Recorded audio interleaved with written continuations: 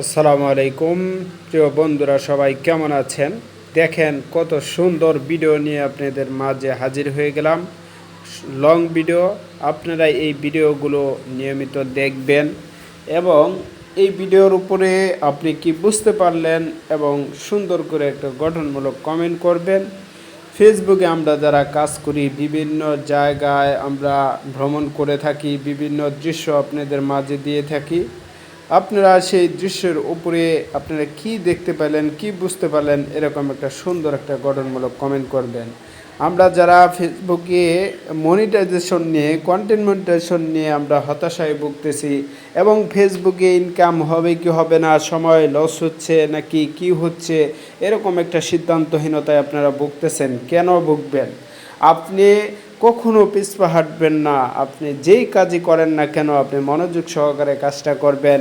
আপনি যদি চিন্তা করেন 2 পা আগেবো, 4 পা পিছাবো, তাহলে আপনি কোনো দিনই আপনি সফল হতে পারবেন না। আমি এই জন্য আপনাদের উদ্দেশ্যে বলবো, আপনারা যেই কাজই শুরু করেন না কেন, সেটা অবশ্যই মনোযোগ সহকারে কাজটা শুরু করবেন এবং এখান থেকে ভালো কিছু আছে, এই টেকনিকগুলো আপনাদের শিখতে হবে।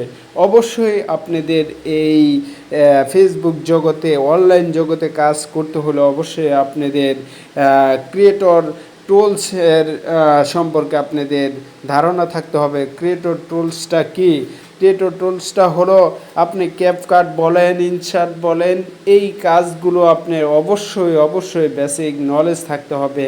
এই কাজের মাধ্যমে আপনি ভিডিও এডিটিং করবেন, ভিডিও সুন্দর করে আপনি পরিবেশন করবেন, কাটছাট করবেন। আপনি এক জায়গায় গেছেন, অনেক শব্দ হচ্ছে, সেখানে আপনি ভিডিও করে আপনি দিয়ে দিলেন, তাহলে দর্শকে কি হবে? বিরক্তি বোধ হবে। এই বিরক্ত বোধ থেকে দূরে থাকার জন্য অবশ্যই আপনাকে এখানে কিছু কাজ করতে হবে, কিছু পরিশ্রম করতে হবে। পরিশ্রমের মাঝে আপনি ভিডিওগুলো যখন আপনি সুন্দর করে পরিবেশন করতে পারবেন, দেখবেন দর্শক আপনি ভিডিওটা দেখার জন্য খুবই প্রাণ ভরে বসে থাকবে এবং ভিডিওটা সম্পূর্ণ দেখবে এবং গঠনমূলক কমেন্ট করবে।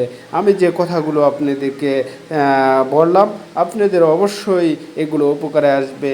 উপকারে আসলে অবশ্যই আমার ভিডিওটা লাইক, কমেন্ট, শেয়ার এবং অন্যের কাছে এই ভিডিওটা উপস্থাপন করার জন্য অবশ্যই আপনারা শেয়ার করে দেবেন, যেন আরেকজনের উপকার হয়। নিজে উপকার করলে হবে না, অবশ্যই আরেকজনের যেন উপকৃত হয়, এই দিকে আমাদের খেয়াল রাখতে হবে। সবসময় চেষ্টা করব নিজে যা শিখব অন্যকে তা শেখাবো। এটা আমাদের ইসলাম ধর্মে এটাই বলে, আমি যা জানি অন্যকে তা শেখাবো। ইনশাল্লাহ সবাই ভালো থাকবেন।